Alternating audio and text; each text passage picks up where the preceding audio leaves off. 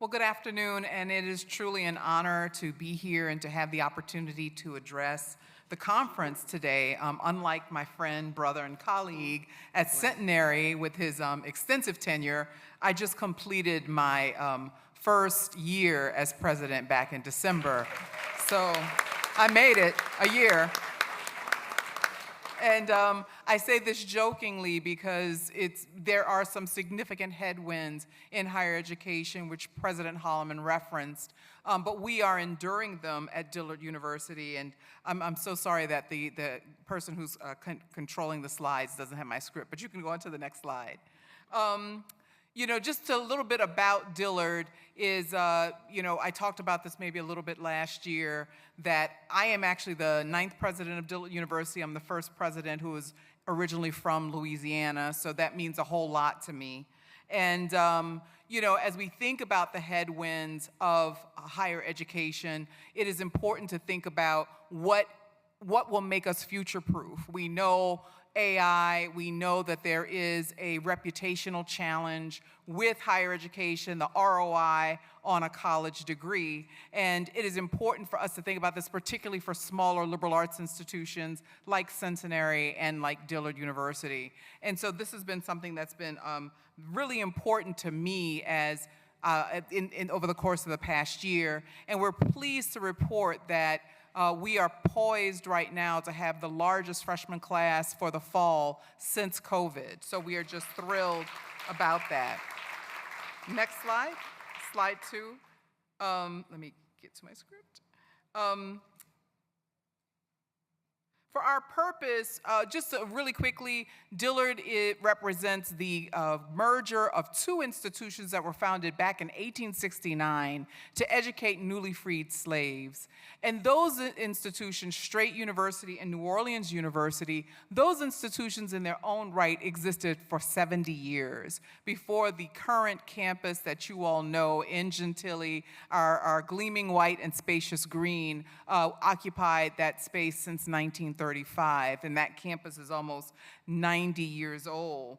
But more than 150 years later, Dillard's mission remains unchanged, and it is one of 11 United Methodist-affiliated HBCUs as we continue to prepare students to lead lives of purpose, faith, and impact. And right now, I'd like to just invite anyone who is an alum of Dillard or who is affiliated to Dillard University to please stand and just be recognized.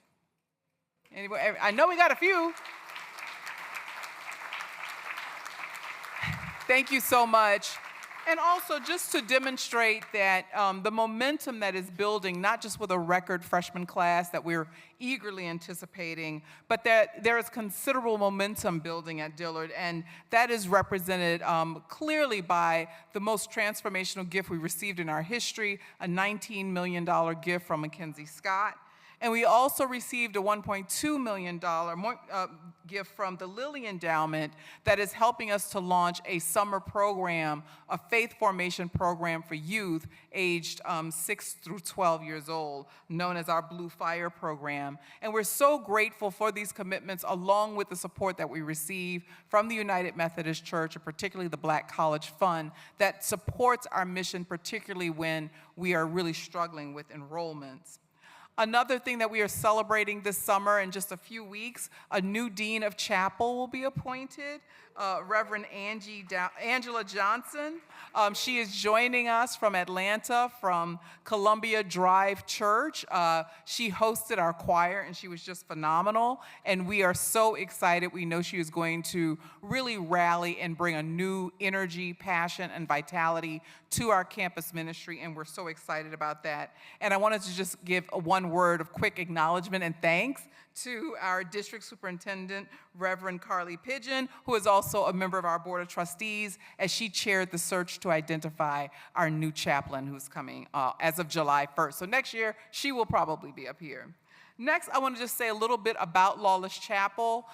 We recognize that we are the church, we the people are the church, but we also really appreciate our sacred spaces. And it's so important for me to highlight the work that we've been able to do through the generous support of the United Methodist Church. Just this year, we completed a full renovation of the church, including fixing our clock tower, and we now have chimes that sing every 30 minutes. Those bells have not sung since Katrina, and it just warms my heart to hear our church bells ring on campus. And through the donation from the United Methodist Church, we were able to fix our roof of the chapel and plaster repairs from the leakage. So it is so important for us to have this space be truly pristine. We call Dillard University the jewel of Gentilly, and our chapel is the crown jewel. And we are really pouring a lot of resources and support in that whole complex from the chapel. There's a courtyard between the chapel and the library, so that it will really truly be the heart of the campus as our students and our community grow in their faith formation. The next slide. I also wanted to really recognize our choir tour from this past year. A number of Methodist churches hosted our choir, including 2 churches here in New Orleans, Bethany Methodist Church in Gentilly and Central St. Matthew uptown. All of the churches and sites that hosted our choir have just been phenomenal. They feed our students, they give donations, and we're really looking to make a stronger investment in scholarships for our choir members. Next slide.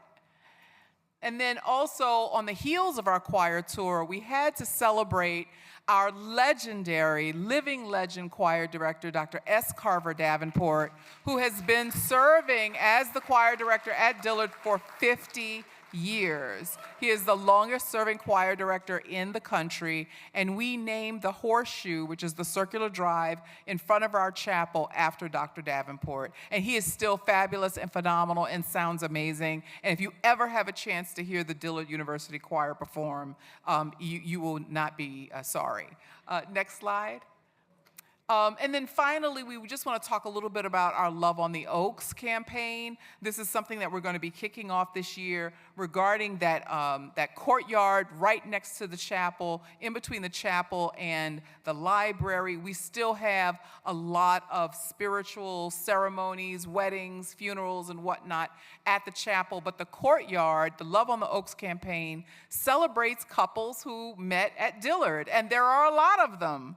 And many of them actually got married at Lawless, and so we will be launching a paver campaign, a brick campaign, to celebrate those couples whose love and family life began at Dillard, and particularly at Lawless Chapel. And I think that's the last slide. I just want to, again, give a word of thanks and appreciation to the United Methodist Church, the Black College Fund. You all have been just tremendous partners, and I've so enjoyed learning more and more about the church. And thank you so much, Bishop. We appreciate you. Thank you, Dr. Guillory.